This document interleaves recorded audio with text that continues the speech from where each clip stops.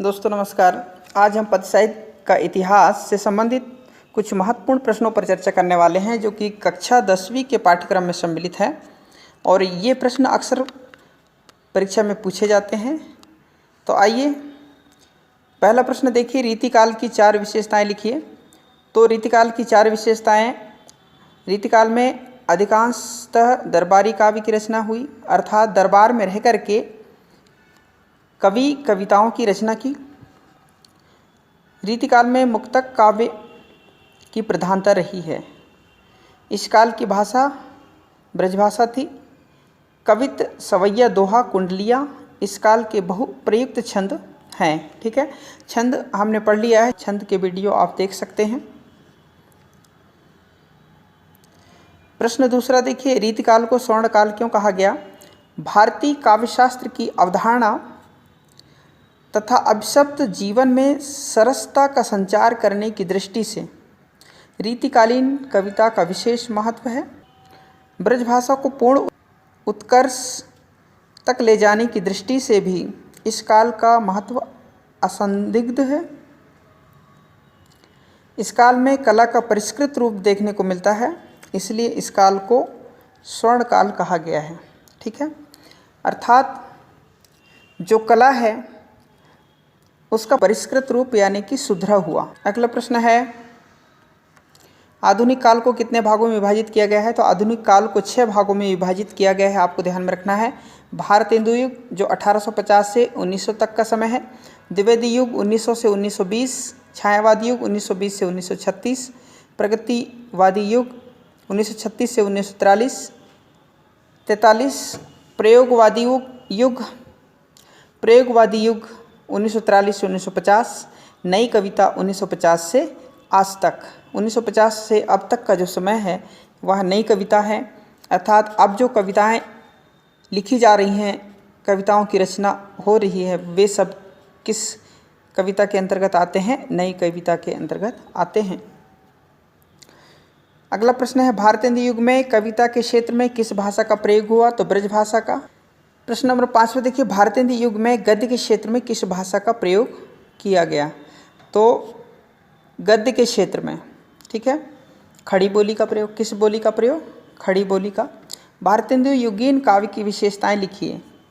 तो देखिए, राष्ट्रीयता की भावना। इस युग के कवियों ने देश प्रेम की रचनाओं के माध्यम से जनमानस में राष्ट्रीय भावना का बीजारोपण किया। एक साथ है ये।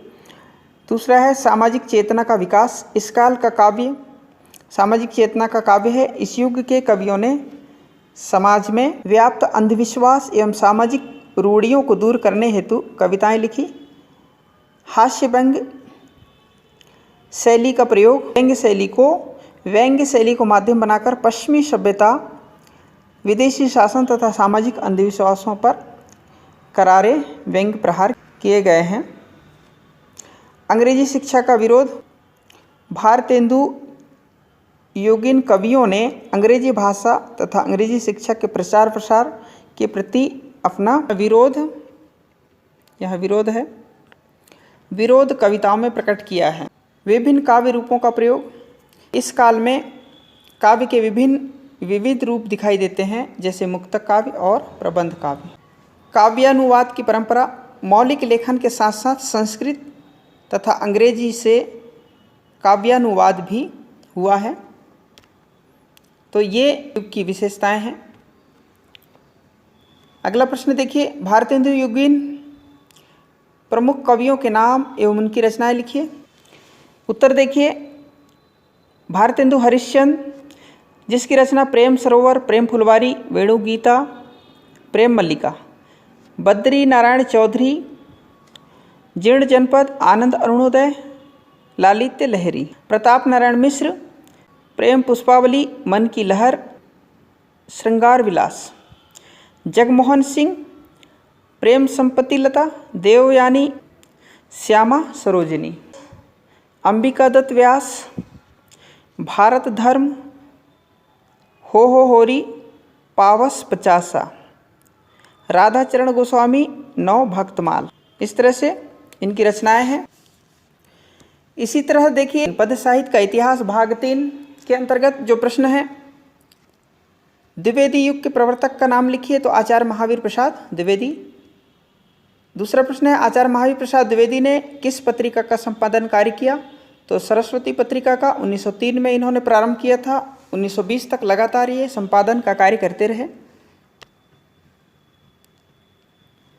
अगला प्रश्न है, द्विवेदी युगीन कविताओं की विशेषताएं लिखिए। तो देशभक्ति, द्विवेदी युग में देशभक्ति को व्यापक आधार मिला। इस काल में देशभक्ति विषयक लघु एवं दीर्घ कविताएं लिखी गई। ठीक है, देशभक्ति से जुड़ी छोटी और बड़ी कविताएं लिखी गई।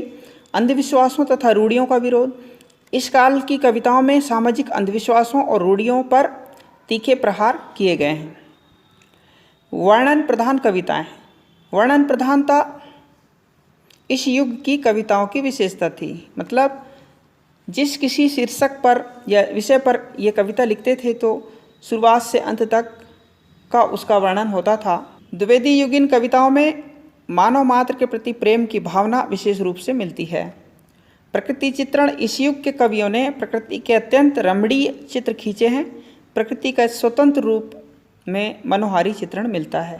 अगला प्रश्न देखिए, द्विवेदी युग के प्रमुख कवियों की रचनाएं लिखिए। तो अयोध्या सिंह उपाध्याय हरिओद, प्रिय प्रवास, वैदेही वनवास, चुभते चौपते रसकलस। मैथिली शरण गुप्त, पंचवटी, जयदत्त वध, भारत भारती, साकेत, यशोधरा। राम नरेश त्रिपाठी, मिलन, पथिक, स्वप्न और मानसी। माखनलाल चतुर्वेदी की रचना हिमकिरीटनी, हिमतरंगिणी, युगचरण, समर्पण।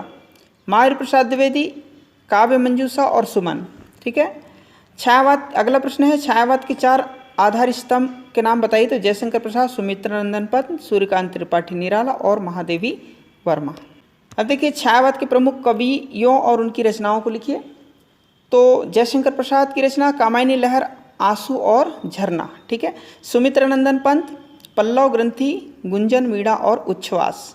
सूर्यकांत त्रिपाठी निराला, तो परिमल, गीतिका, अनामिका और तुलसीदास। महादेवी वर्मा की रचना रश्मि, नीरजा, निहार और सांध्य गीत। अगला प्रश्न देखिए, छायावाद की विशेषताएं लिखिए। व्यक्तिवाद की प्रधानता, छायावाद में व्यक्तिगत भावनाओं की प्रधानता है। वहाँ कवि अपने सुख दुख एवं हर शोक को वाणी प्रदान करते हुए खुद को अभिव्यक्त करता है। दूसरी इसकी विशेषता, श्रृंगार भावना। छायावाद काव्य मुख्यतः श्रृंगारी काव्य हैं, किंतु उसका श्रृंगार अतीन्द्रिय सूक्ष्म श्रृंगार, छायावाद का श्रृंगार उपभोग की वस्तु नहीं अपितु कौतूहल और विस्मय का विषय है। उसकी अभिव्यंजना में कल्पना और सूक्ष्मता है। प्रकृति का मानवीकरण, प्रकृति पर मानव व्यक्तित्व का आरोप छायावाद की एक मुख्य विशेषता है। छायावादी कवियों ने प्रकृति को अनेक रूपों में देखा है। वहीं उसने प्रकृति को प्रेयसी के रूप में अपनाया है, तो कहीं नारी के रूप में देखकर उसे सूक्ष्म सौंदर्य का चित्रण किया है। ठीक है। इसी प्रकार से सौंदर्यानुभूति भी हो सकता है, सौंदर्यानुभूति।